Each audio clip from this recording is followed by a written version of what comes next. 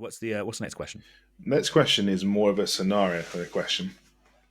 Okay, so the scenario is it's ITD, big large central room, hatchway on both sides of the central room. Both players have 3 models, including a sniper / ranged threat. What is the optimal sequence to take this room? And also, please don't just say it depends and move on. Yeah, which is like, because that is just, like the answer is right. It's like, and it'd be so easy to be like, yeah, it depends. Press. So, I guess this is the sort of the what they're after in this question is what are the things that you are considering to make it depend to then make the decision, right? So, I've got a few questions that I would like ask or pose that sort of solve like to set the scene, and then hopefully trying to give my logic and hopefully it makes sense. With the caveat, right? Like with the caveat that obviously every team has a special ability that's going to make it not work, or something that there'll be something that means it doesn't necessarily count, right? But let me just try and give some generic principles that hopefully are useful for players to solve this problem set in ITD, because it is a very common problem set. So the first question I think you need to ask, right, is who has activation advantage, right?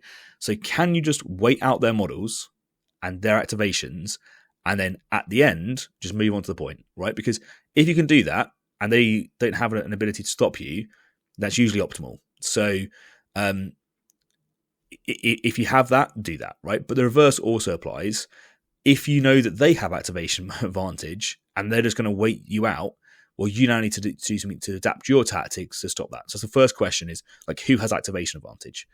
The second question is, if you guard, can you cover the whole objective and the room without the enemy getting onto it? And equally, is that guard likely to actually kill the model?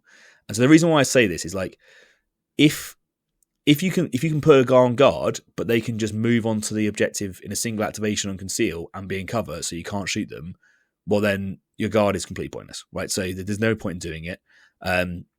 Or can they just move to get a toe on the other side and be obscured? So, is your guard going to be worthwhile? Is the next question. The third question is, like, what is the mission that you're playing, right? Because they're all going to play completely differently. So, for instance, let's sort of talk loot. So, loot, you want to take the objective early, and therefore, if you have a comms, you're going to comms buff early, open the door, move on to it, and loot straight away. Whereas, if you're doing, say, secure, you want to wait, right? You want to wait for your opponent to have already moved into the room, got onto the objective, and secured it. Then you want to use your comms on your guy, and then you want to move into the room and use your 3 APL to take it back from them and steal their captured objective straight away, or their secured objective. But let's say you're doing capture, well, you want to do it completely the reverse, right? You want to wait until everyone's moved, move your guy onto the objective, then move your comms and give that guy an APL so that they are then stealing it from that way around, right? So that's kind of like the option. So those are the sort of the 3 questions. You know, who has activation advantage? Is your guard going to be effective? And what is the mission?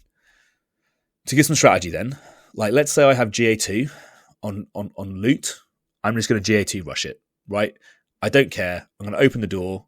I'm going to move with one guy, whatever. I'm going to move the other guy in and take the objective. If they have guard, I'm going to move a guy through and create cover or block the other guy on conceal to move in and take it. So actually, you can use models for cover as well, right? So that's probably how I'll make it work.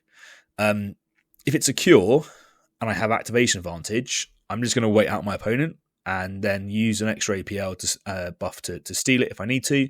And if I don't need to, then I won't. If it's secure and I don't have activation advantage, I'll try and set up that guard scenario first, then take the room. So hopefully I can, get on it, stay on it, and if they move on it, I get to shoot them first. Or potentially I'm going to do like a capture plan where I'm going to move a guy on or use an icon or some sort of objective modification control, and then APL buff or whatever, so that they, even if they have 3 APL, they can't now move on and take it. They've got to try and kill me first. And that adds a bit of risk to them, and they're less likely to be able to steal it from me. Finally, if it's capture, that's not finally, it's got more off this actually. If it's capture and I have activation advantage, I'll wait out my opponent. And if they move on, I'll use a threat to then move in and kill them. Or move on, APL buff like some chaff and steal it, or move a threat on and APL buff it so that next turn it can then kill that guy and do some other stuff and move around the room, or present more of a threat wherever it's going to be, like that. And if it's capture and I don't have activation advantage, then I'll try to use non-reciprocal shooting guards to cover the objective. And if it's possible, or if it's just too unsafe and I can't do that, I'm probably just going to let them have it, right? And that sounds like a weird thing to do, but you need to try and find the rooms where you can commit resources and rooms where you just can't, and accept that there's going to be some places where you can't take all the objectives on one turn because you're just going to lose models. And if you do that, you're going to lose the game. So hopefully that's sort of answered that question. I quite like the scenario breakdown, actually. I think it's quite a good way of doing it. So hopefully we get some more of those in future as well. Any thoughts on that, Connor? No, it's nice synopsis. One thing I will say, obviously you haven't even talked about like faction specific strategies. Like you did quite a broad generic, nothing wrong with that, broad generic idea, like these are the ideas I'd take, but you then again have even more bespoke ideas depending on what roster you've brought. So I'm thinking along the lines of like, let's go legionary. You've got like a grizzly mark, so you could, if you had him forward deployed, then even if they get to within 2 to shoot you with their ugly guns, they're losing an attack dice that way. So you're actually quite survivable, especially if it's on the anointed, because he's got the 5-up feel no pain. What else? You got smoke grenades you could be using to try and clear out through that. You've got the Necron Cryptek one, so maybe you've got some tools in like the equipment toolbox that you could be utilising to get through there. But I think in general the principles you just applied are good. Yeah, and so like I think that's one of the things that I'd say is like, hopefully those questions sort of answer that, because for instance, guard, can you use something to make it so that you can shoot them and it is reliable, or is there a way? I talk about APL modification. Well, if you can use the grizzly mark that you said from the Shrive Talon to make it an extra APL to do a mission action, then maybe they can't do that. Or as you said, can you put a 3 APL model on there that can't be killed, etc., etc. So yeah, I think ask those questions and then sort of and apply the context to try and solve it, and hopefully that gives some of the reasoning and context that I'm thinking about when I'm making those decisions. That brings us to the end of the episode. Hopefully you found something new or useful while listening, and if you did, throwing us a like would be greatly appreciated.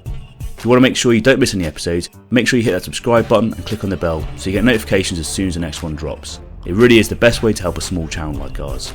And if you can't wait and you do want early access, we have a Patreon where you can get exclusive access to all our content ahead of time. As always, we'd love to hear your thoughts and feedback, so drop a comment below and we'll get right to you.